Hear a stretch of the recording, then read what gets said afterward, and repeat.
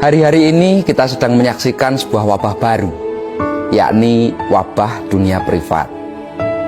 Manusia itu kian larut di dalam genggaman layar mungil yang setipis ini. Sebuah kotak ajaib yang memang mampu menelan habis jam-jam hidup, bahkan menyedot perhatian dan menyembunyikan kita dari dunia nyata. Di sana semua kesenangan itu memang ada. Mau pamer harta, bisa. Mau pamer wajah pun juga bisa. Bahkan mau pamer kemarahan, tentu sangat bisa. Semuanya itu mendapat panggung di dunia yang tidak begitu nyata itu. Dan sekarang kita semua juga punya alun-alun baru.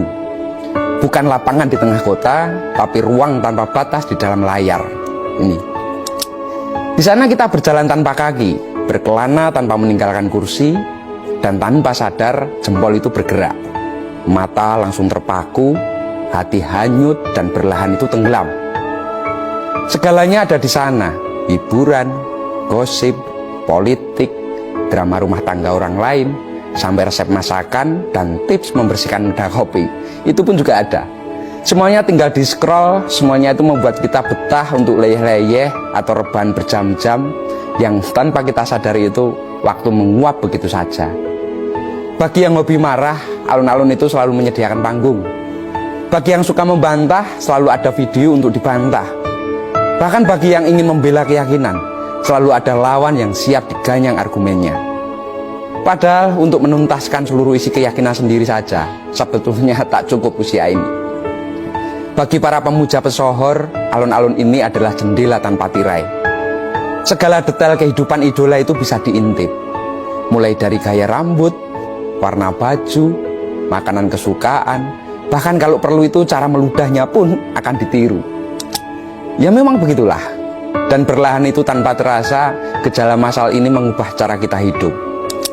Hubungan antar manusia itu jadi renggang, meski jarak rumah itu begitu dekat. Kita disebut bertetangga hanya karena itu rumah berdekatan. Padahal hati dan perhatian sudah sangat berjauhan. Jangankan bertetangga, bahkan di dalam rumah tangga, antara suami, istri, anak-anak, semuanya itu terancam tenggelam dalam dunia privatnya masing-masing. Gangguan kecil terhadap privatisasi ini bisa langsung memicu kemarahan. Contohnya, seorang ibu yang meminta putrinya itu memberesi jemuran yang kehujanan. Misalnya, kini bisa kalah oleh perang komentar di live TikTok idolanya. Nanti bu, nanti dulu, begitu.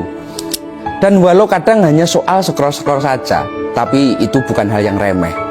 Ia bisa menguras waktu, membentuk cara pikir, dan memindahkan pusat perhatian dari dunia nyata itu menjadi ke dunia maya. Maka di balik rumah-rumah yang tampak tenang, bisa saja ada orang yang sedang marah, bahkan sedang tersinggung, atau bahkan bisa euforia kepada orang yang bahkan tak pernah ia temui. Di alun-alun baru ini, menang dan kalah itu bukan lagi soal hidup, tapi ternyata menjadi soal gengsi. Gengsi itu dipupuk oleh arus informasi yang terus mengalir. Kadang bukan karena kita membutuhkannya, tapi karena kita tidak mau dianggap kurang membaca info terkini, jadi dianggap kurang up to date. Padahal yang sulit hari ini itu bukan mencari informasi, itu justru terlalu mudah. Yang sulit itu ternyata harus membatasi informasi. Artinya harus bisa memilah mana yang penting, mana yang kita butuhkan, dan mana yang benar-benar berguna untuk hidup kita.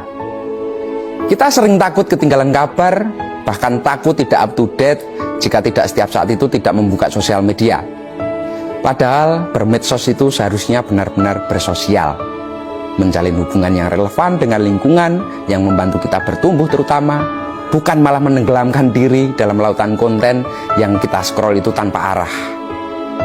Hidup bukan hanya tentang tahu segalanya, tapi tentang tahu mana yang pantas kita simpan di hati dan pikiran, dan mana yang harus kita abaikan dan kita campakkan. Matur nuwun dan salam tutu taati.